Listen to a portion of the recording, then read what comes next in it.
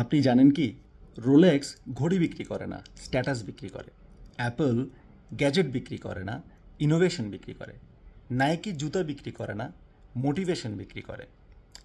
Disney movie বিক্রি করে না, ম্যাজিক বিক্রি করে। লুই ভুটন ব্যাগ বিক্রি করে না, এক্সক্লুসিভিটি বিক্রি করে।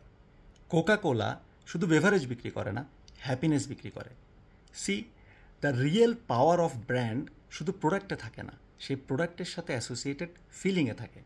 কনজিউমার আপনার ব্র্যান্ড সম্পর্কে কী ভাবে, এটা সে কনজিউম করার পরে সে কি হ্যাপি হয়, সে কি প্রাউড ফিল করে, সে কি নিজেকে একটা স্ট্যাটাস মনে করতে পারে, এই ফিলিংটা খুব ইম্পর্টেন্ট।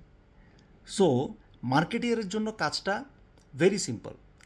আপনি শুধু প্রোডাক্ট বিক্রি করছেন না, আপনাকে কিন্তু কনজিউমারের মনে একটা জায়গা তৈরি করতে হবে। সেই জায়গাটা আপনি কিভাবে তৈরি করছেন? কনজিউমার আপনার নাম শুনলে, মানে ব্র্যান্ডের নাম শুনলে কি ভাবছে, সে নিজেকে কিভাবে অ্যাসোসিয়েট করতে পারছে, এই প্রশ্নটা নিজেকে করবেন। এই প্রশ্নটা করার পর আপনি যে উত্তরটা পাবেন, you will get the clear cut position of your brand. Thank you.